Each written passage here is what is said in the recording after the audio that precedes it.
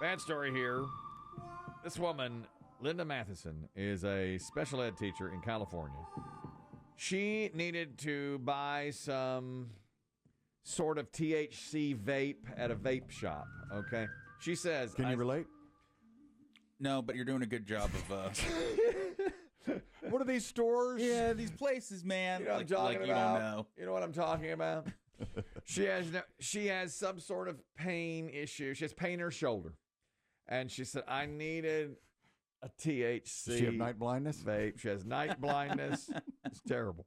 So Linda Matheson went in, and it's one of these, this has got tipping culture in the crosshairs again, because once she bought her THC for $100 and something, the clerk turned the pad to her and said, would you like to tip?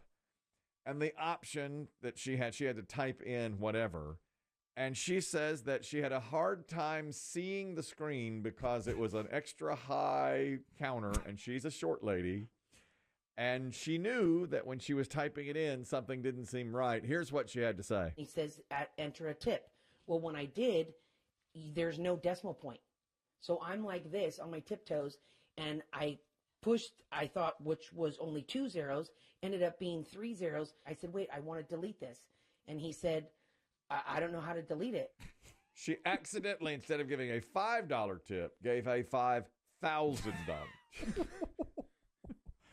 Really? Yes. She gave a $5,000 tip on a bill of $129. Man, stoner versus stoner. Oh, no. Too many zeros. I want to delete it. I don't know how to delete it. I don't have that kind of money.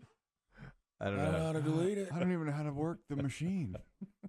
I'm just supposed to flip the iPad to you. Why would I tip you in a vape shop? I don't know.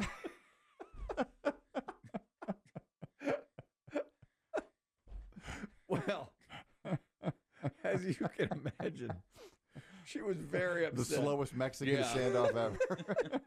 What? I love his response.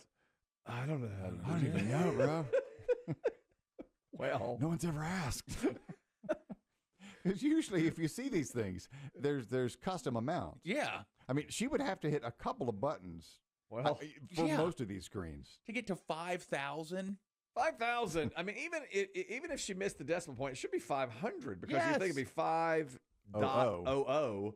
Instead, she wound up tipping $5,000. With her bad shoulder? Yes. Apparently, she just kept on. God. It was a real issue for her. Well, he said, don't worry. I'm sure it didn't go through. It did go through. It did go through. And she called Wells Fargo, that's her bank, very quickly. He never erased it, nothing. Who would ever, like $5,000? I don't have that kind of money. How many times have you reached out to Wells Fargo? 22 times. I literally called them within 5 minutes of being in the store. Each time is about 2 hours. So she spent 44 hours on the phone with Wells Fargo. Jeez. And finally, they were like, the last time she called them, they said, sorry, it's now been too long. We can't, statute of limitations is up.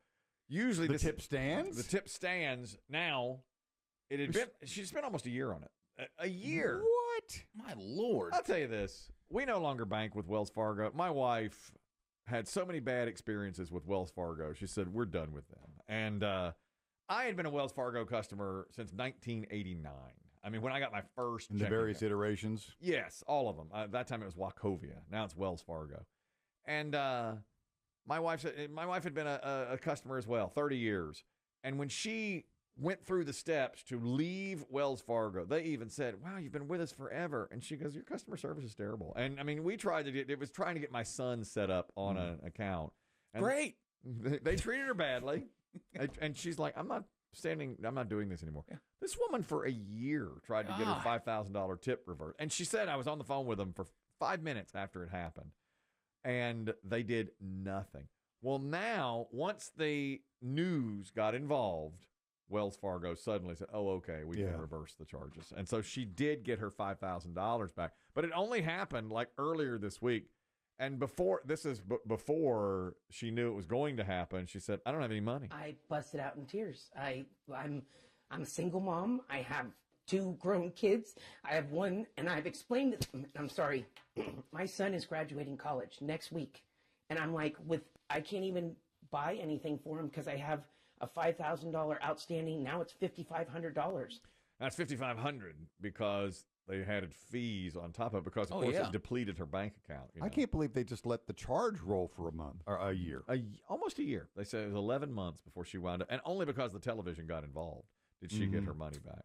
Stoner lady called the TV. Oh, fine. Give her money.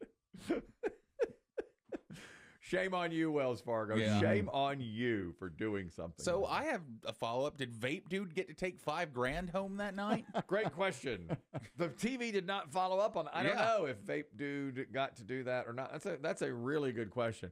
Once again, the exchange between the two. He says, enter a tip. Well, when I did, there's no decimal point. So I'm like this on my tiptoes, and I thought, which was only 2 zeros, ended up being 3 zeros. I said, wait, I want to delete this. And he said, I don't know how to delete it. I don't know. I can't do that, man. There's no doing that. Did he get his $5,000? Now, will Wells Fargo go back and get $5,000 from him? Because for a year, I guess he probably did. I mean, if it's in dispute, that's a good question. I don't even know how that's a good question. I don't know how electronic tips work. Oh, I don't either. And they didn't go into all of that, like where's Vape Guy and did he get his money and all that. It's really, I don't like the way Wells Fargo handled that, obviously. That was the real failing to me because she clearly didn't mean to. And she said she called him from the sidewalk of the vape shop.